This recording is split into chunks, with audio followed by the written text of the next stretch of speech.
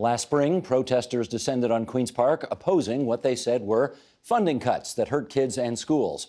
That was just one bump in the road traveled by the Ford government's first Minister of Education.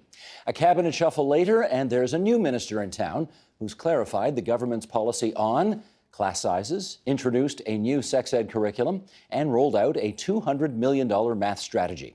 Stephen Lecce is that new Minister of Education. He is the PC MPP for King-Vaughan, and I think he's the youngest education minister ever. Is that right?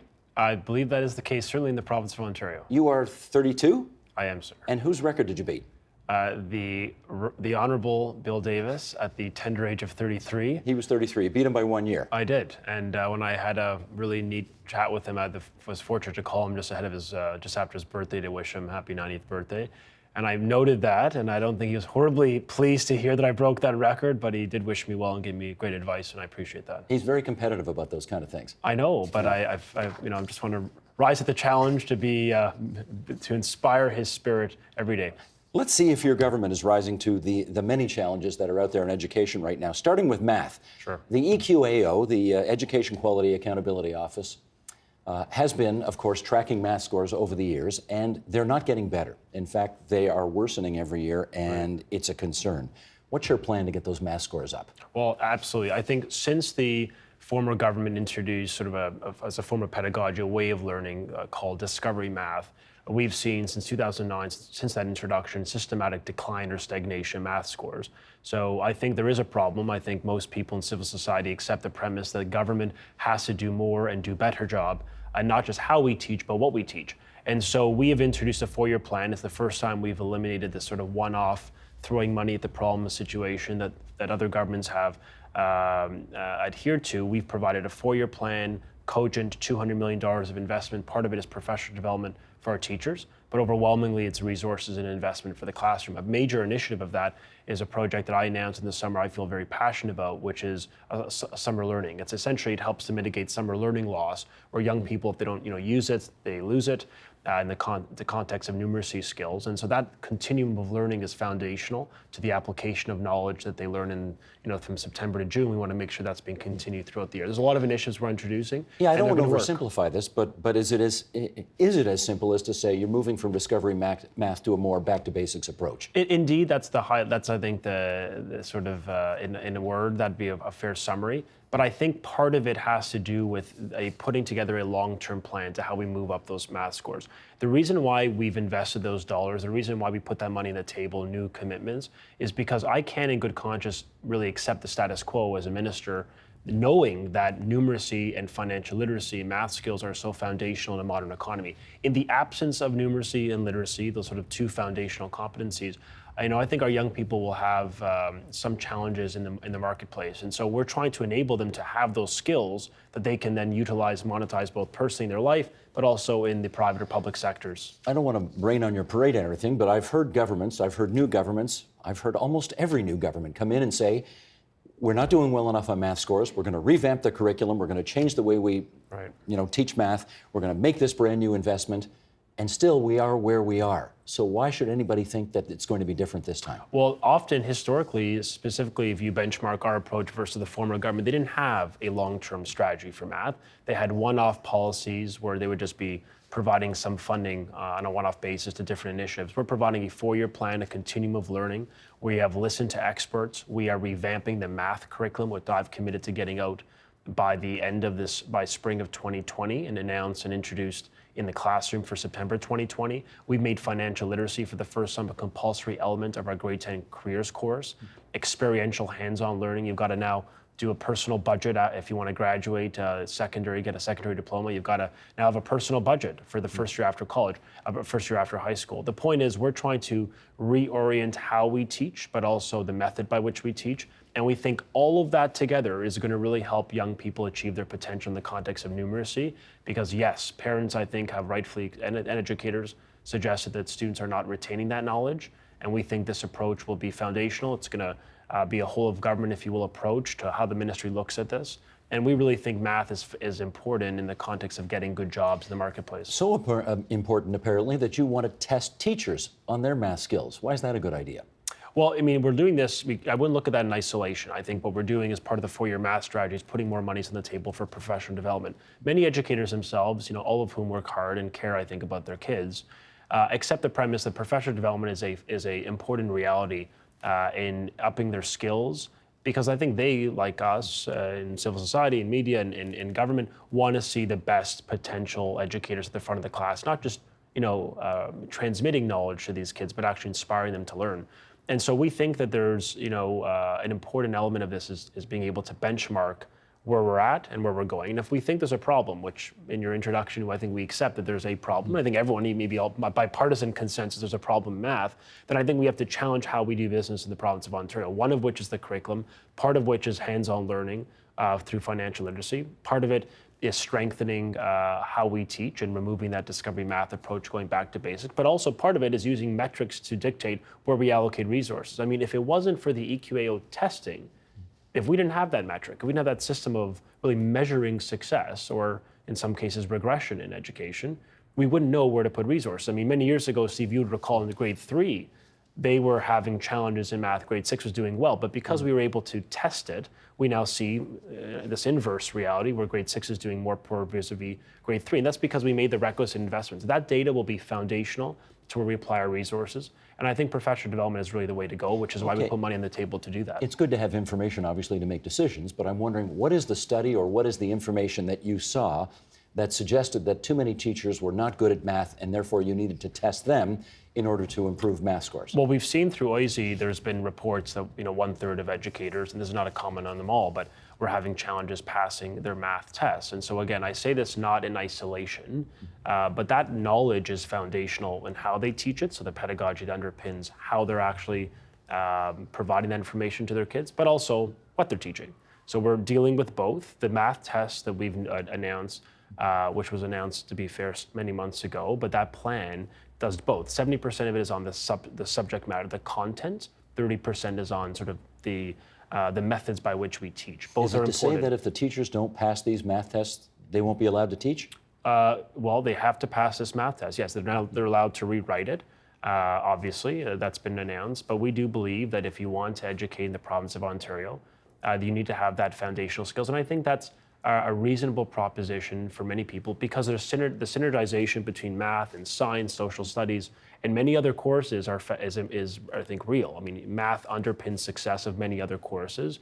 And we also see it as a critical challenge from a competitiveness perspective. If you look at the landscape of what are the vulnerabilities affecting the next generation of workers, of thinkers, of entrepreneurs, it is a lack of numeracy. So by strengthening the educator and their capacities, which they take very seriously, their commitment to their kids. So I think they'd embrace this principle. In addition to, not in isolation to, but in addition to a 4-year plan, a $200 million commitment, a revised curriculum. I think together it's actually going to help move those scores up. And there's been Harvard research, among others, the EQAO has pointed to, that saw with that type of testing that we saw some incremental increase in performance. We think that there are studies that corroborate that principle. But the bottom line is, the status quo wasn't working.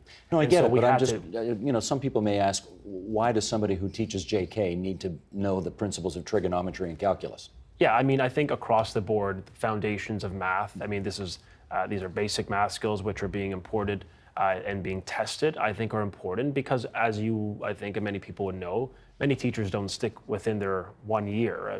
They may be JK today, they may be teaching grade 4 next year, or grade 8 next year, or maybe even secondary, should they want to move into that panel. Okay. So there is mobility within the labor market, amongst our teachers. And at the end of the day, I think educators in the province, want to up their skills, and we want to help them get there. That's why the test is free in its first iteration, and it's why we're providing new professional development to strengthen their abilities in the classroom. I think that's really important, and we think part of the broader picture, it's going to help these kids.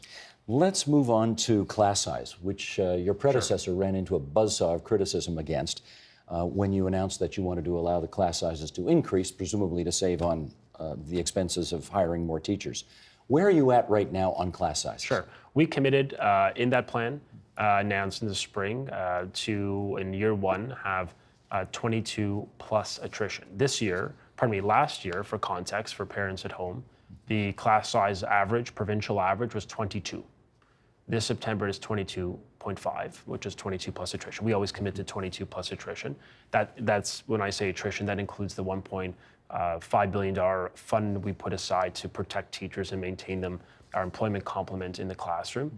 But the bottom line is we're effectively maintaining the same as last year. Now, with respect to 2020 and beyond, September next year and thereafter, which you may be getting at in the next question, if I could get ahead of you. You've anticipated well, okay, yes. Fair enough. But look, no, and I appreciate that parents want to know, we get it, it's good for this year, but how about next year? And so we're negotiating in real time, and I've actually called on all partners, trustees associations, and unions in good faith to bring forth innovative ideas within our fiscal authorities to bring those numbers down. So if we can come up with offsets and opportunities to bring the number, I'd like to see that happen. It has to happen at the table. And obviously, as in my capacity as negotiating for the Crown and for the government, I am limited in what I can surmise the outcome will be going forward. But is the plan to go to 28? The plan is to negotiate the table and to see those numbers come down through innovative solutions. The unions have said themselves that they want to bring forth ideas. They want to match that. In fact, one of them had suggested they will be bringing forth ideas in the fall, so we'll be looking at them. The plan is for 22 plus attrition for this September, and I'm looking forward to their ideas, which apparently are coming in the coming weeks. I will look at them in good faith. I will analyze them because I want to see us. I think there is a way we can reduce those numbers within our authorities through innovative options, and I think the negotiating table is a place we're going to get that deal. So you are open to negotiating with the teacher unions what class size averages across boards ought to be? Yes. I've committed myself to be, and I think that flexibility is important. Look, at the end of the day, I've said this before, I don't think this should be a dogmatic approach to negotiating. I don't think we should be overly ideological. I obviously appreciate that there's different positioning, taking from the government, from the unions, et cetera.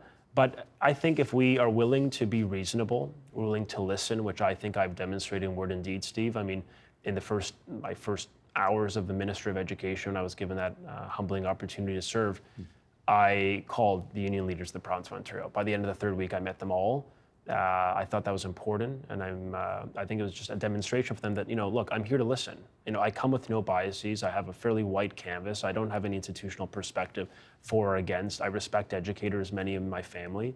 Many of them have inspired me, and I have fond memories of St. Mark and Mary and Vaughan in my elementary days. And I just want people to know that I'm determined to do whatever I can within my authorities to land this deal, because I think that anxiety that happens from a cyclical perspective for many parents on a 3 or 4 year rotation of not knowing if my kid's going to be in the class, I think that's a problem. And I think we should work harder and smarter, all of us, to get this deal, because parents deserve that predictability, and so do the educators, and most importantly, the kids. This is a very different approach, if I may say, from the first year of the Ford government, which tended to be a lot more bellicose, in your face with union leaders. You are now, you've met the union leaders that you have to deal with. I saw your labor minister on the weekend saying, my door is open to all the members of the labor union movement who want to have a meeting with me and so on. First labor minister leaders to walk in the labor parade, I'm told, in many years. So that's a good sign. This is Monty McNaughton we're talking about. Yes. This seems to be, and this change of approach suggests that the first year was a bit of a disaster. Would you acknowledge that? Look, I think we're always learning in government, and I think anyone that suggests perfection is of this world is not being honest. I think the suggestion was it was a long way from perfection. I think my admission to you is that the Premier has said, as all members of Cabinet, that we can all do better in the service of the people. And I think that while I recognize, Steve, that we have to be better as a government, including myself, at telegraphing our motivation for change and why we're implementing reform, why we're introducing more monies for math, or why we're redoing various curricula, why we're making safety a major health of the physical education curriculum. I mean, at the end of the day, I think we always can do better. And my commitment to parents, to educators, to taxpayers, and to the kids of this province is that I want to aspire to do better. Well, and you mentioned the sex ed curriculum, so let's go there. Sheldon, we are on page 4 here, and I'd like you, if you would, to play the response from the Liberal Party. This is former Premier Kathleen Wynne, a former education minister, who had this to say about the revised sex ed curriculum that your government, Stephen Lecce, has brought out. The clip, please.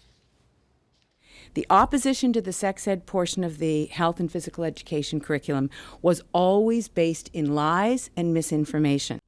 And so we saw 2 Conservative leaders, Patrick Brown and Doug Ford, use those lies to propel themselves to leadership. And now when the political utility of those lies has run its course, then there's an opportunistic backtracking that happens. You know, she's been at Queen's Park for 16 years, and I don't know that I've ever heard her so often and so firmly accuse her political opposites of lying, using that word lying. So let's just ask the question, did your party in the lead up to the election campaign and then throughout torque this whole sex ed thing for political purposes? I think there was a critical mass of parents in the province who rendered a judgment on the age appropriateness of the physical health curriculum under former Premier Wynne. I think the concern actually had less to do with, although there was certainly some concern on the substance of the curriculum, I think largely it had to do with the offensive nature of how they implemented the curriculum. I think it is... What was offensive about it? Well, intellectually, I think it's a problem, Steve, when you have drafted a curriculum and then launch a consultation after effectively writing it. And that was the major criticism of parties across party lines, including the Democrats, I will add, as you will recall, saying, you know, you can't write a document before you launch a consultation. And parents felt like they weren't heard.